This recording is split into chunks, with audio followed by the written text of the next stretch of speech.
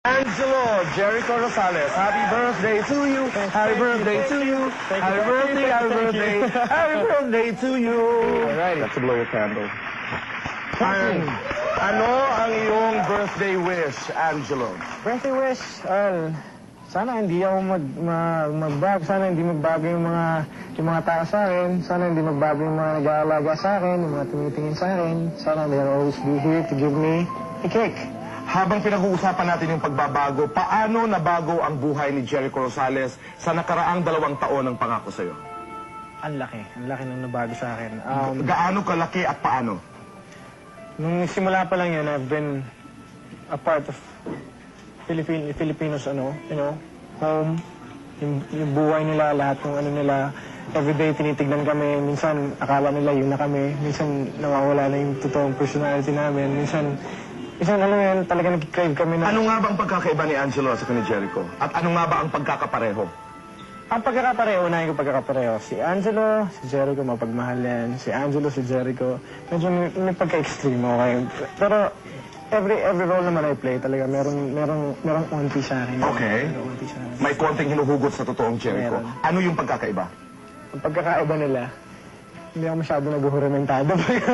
Hindi ka masyadong violent. Diba? Saka mahal ko yung nanay ko. Ano ang oo nga naman, doon ako tinamaan. Lahat naman natin siguro, aalagaan natin ang ating mga ina. Habang ikay nagsa-celebrate at 23, what is it that you want to do for your mother? I want to spend time with her. Kasi itong birthday ko ngayon, ito eksakto, bakasyon ko to eh. Kanina umaga naisip ko, hindi. Samahan ko si mama sa, kahit saan yung pumunta sa salon, mamili ng damit. Magiging babae muna ako para kay mama. Mama's boy muna ulit ako. Sama siya sa beach. Lahat. Ang sarap naman. Ano ang pangako mo sa mga milyong-milyong tagahanga na hindi bumitaw sa'yo all these years that you've been in the business, lalo na nung ginagawa mo ang pangako sa'yo? Okay, this is my chance. I want to thank you all. Thank you. Salamat lahat ng nanonood dito ngayon. Lahat. Yun. Masyado nung na-touch pati kami sa pagsubaybay nyo, sa pag-react nyo sa bawat eksena namin, sa palabas namin, sa pagsubaybay ninyo, sa inyo nang galing lahat ng pinalabas namin. So, magpasalamat sa inyo, hindi lang sa pangako, sa lahat pa. Sa pagiging matalino ninyo, sa pagiging marunong ninyo manood, sa pagiging in touch nyo, sa pagiging Pinoy ninyo. Maraming salamat. Sa kultura natin, thank you. Ang teleserye talaga.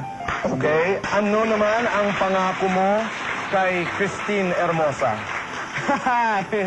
Pangako ko kay Christine, hindi ko siya iiwan. Siya lamang ang babae ng aking titignan. Nakalagay ni Angelo eh. Okay. Thank you. Ano naman ang pangako mo sa iyong pamilya?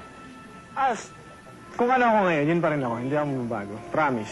Kaya niyo pa rin akong batukan pag medyo lumalaki ulo kung ano man. Ano ang pangako mo sa iyong sarili?